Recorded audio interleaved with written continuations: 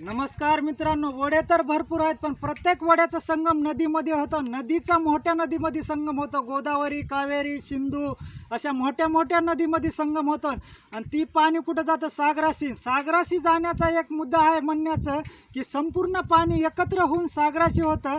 तसंच मित्रांनो, जेवढे माणसं आहेत ती संपूर्ण फक्त मानतेत अलग अलग, पण देव एकच आहे. ते सांगायचा पर्याय रस्ते अलग अलग आहेत, पण जाण्याची वाट मात्र एकच आहे. मात्र ही मात्र निश्चित आहे मित्रांनो. कारण तर कोणत्याही जातीचा माणूस असू, कोण्याही धर्माचा असू, कोण्या पण देवाला माणूस मानित असू, कोणत्या पण धर्माचा असू, त्याच्याशी देणं घेणं, पण देव मात्र एक आहे. त्याकरता व्हिडिओ बनवलेला आहे. असं फक्त रस्ते अलग अलग आहेत, तुमचं म्हणणं माझं म्हणणं अलग अलग आहे मित्रांनो. पण पाणी कुठं जात आहे? संपूर्ण नदीशी, सागराशी. तुमचं म्हणणं, आमचं म्हणणं किंवा मानणं फक्त भाव अलग अलग आहे, पण सांगणं म्हणजे देव एकच आहे. जय हिंद, जय महाराष्ट्र.